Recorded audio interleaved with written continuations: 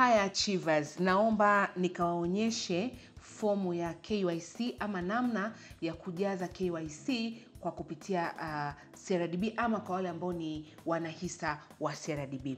Ukishaingia kwenye website ya CRDB itaonekana kama inavyoonekana hapo. Waachana na hivyo vitu vingine, sijui for you, for your business. Wewe ni investor, wewe ni mmiliki, wewe ni mwenye CRDB. Japokuwa inawezekana ukawa na ownership ya 0.000, haijalishi 0.1, lakini unaenda kwenye sehemu ya investors. Ukiweka tu kasa kwenye sehemu ya investors, utakuta annual general meeting, lakini huku on your further to me ni left, to you it could be right, huku mwishoni. Okay, hapa ni investors, unakuja huku mwishoni. Imeandikwa for investors. Kuna annual general meeting, kuna shareholder information, kuna reports and dividend, kuna investor representation na kuna investors news. Wanaenda kwenye reports and dividend. Sawa? Ukisheka tu kasa kwenye reports and dividend, utaona kuna annual reports, kuna financial reports and then kuna dividends. Unakuja kwenye dividends.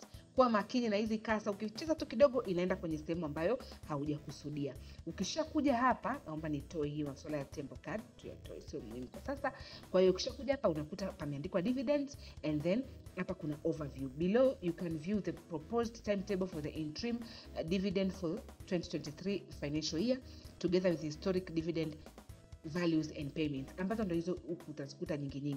Lakini sisi tuende kwenye hichi kisehemu ambacho kipo in green color lakini maneno yako in white, imeandikwa update dividend information.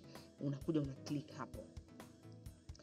Then ukiclick utaipa sekunde chache ili iweze kufunguka, alafu utakuja hapo. Anakuambia kabisa kwamba dividend is your right. I love the way CRDB is putting it. Anakushtua hivi, yani anakukumbusha, anakupa ukumbusho kwamba dividend is your right. Don't forsake it. Yani usipotezee, usiachane nayo, usidharau kwa sababu ni haki yako. Na hata ukienda kusoma kwenye miongozo mbalimbali katika zile haki na wajibu wa mwanahisa, moja ya haki yake muhimu sana ni haki ya kupata gawio.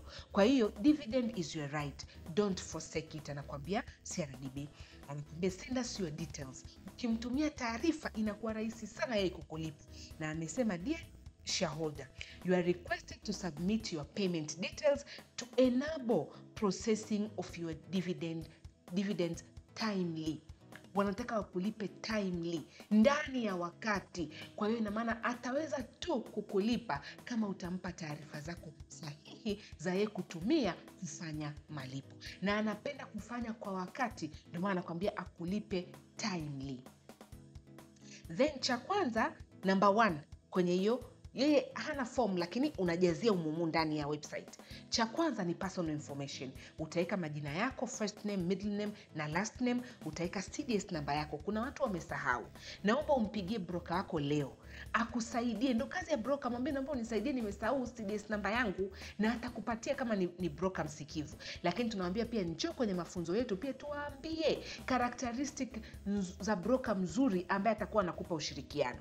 Mafunzo yetu ya hisa tunafundisha vitu kama hivyo, simple things and big things, vile tunavifundisha.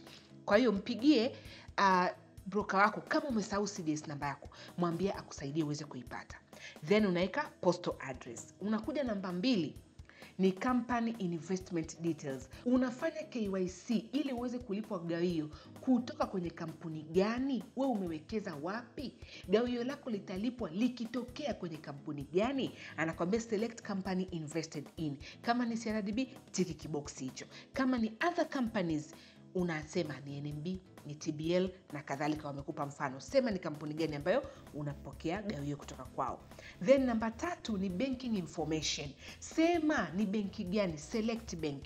Na hapa ukiklik kwenye kuselect benki zinakuja nyingi. Ndio maana nakwambia kama we ni mwanahisa wa CRDB, si lazima uwe na benki ya CRDB. Unawezekana umewekeza tu, yani wewe uhusiano wako na CRDB ni kwa sababu wewe ni shareholder basi, wala una account hata moja na wao, lakini wewe una account zingine, ama hata ukiwa nayo ila ungependa upokelee gawio zako sehemu nyingine kwenye benki nyingine, sio CRDB, chagua.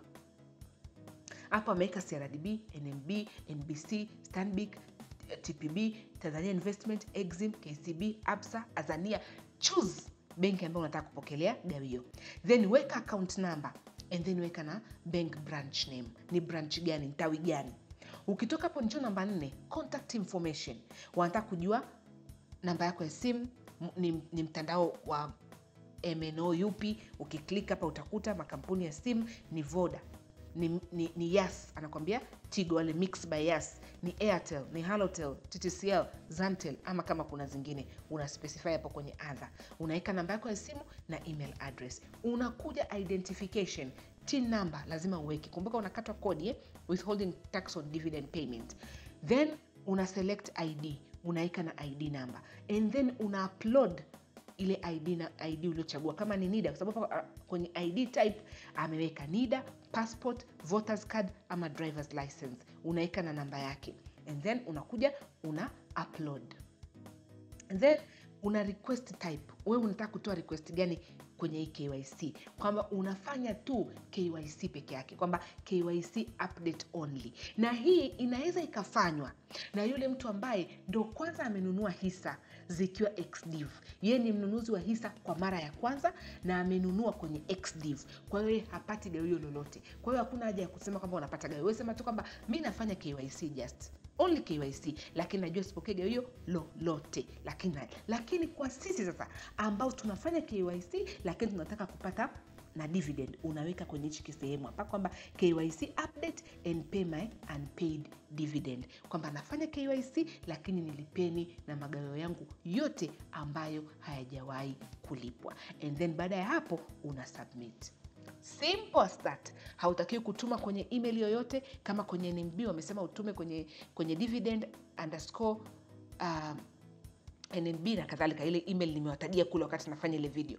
Lakini huyu hahitaji utume, unafanyia hapa kwenye website, una upload na kusubmit. The only thing nimeona inaweza ikasumbua watu wengi ni kuweza kuupload ile ID. Lakini kama ni NIDA ipige picha, kama ni leseni piga picha, weka kwenye simu, alafu itumeta kwenye WhatsApp. Kama unaweza ukasave pale, unapofika wakati wa kusema upload, unaenda kwenye gallery, unaiselect, una upload. Kama utafanya kwa simu, same kama pia utafanya kwa laptop, unaweza ukajitumia kwa namna ya njia ya email, ukaidownload ikawa kwenye desktop. Unapofika wakati wa kuupload, una upload, then kisha baada ya hapo unakuja una submit. Ukisubmit tayari umefanya KYC na umewaambia wakulipe kila kilicho chako ambacho hawajawahi kulipa before. Kama una unclaimed dividend ya zamani pamoja na hii ambayo tunaanza kwenda kulipwa very soon, pia unawaambia wachanganye wakupe mzigo wako wote. Jamani, hizo ndo KYC.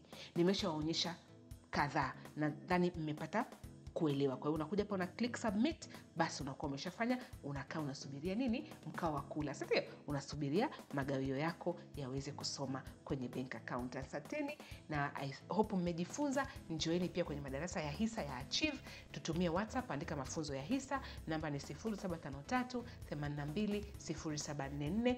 Tutakupatia utaratibu, ukishaufuata utaingia darasani, utapata elimu ya namna ya kuwekeza katika hisa. Asanteni na kwaherini.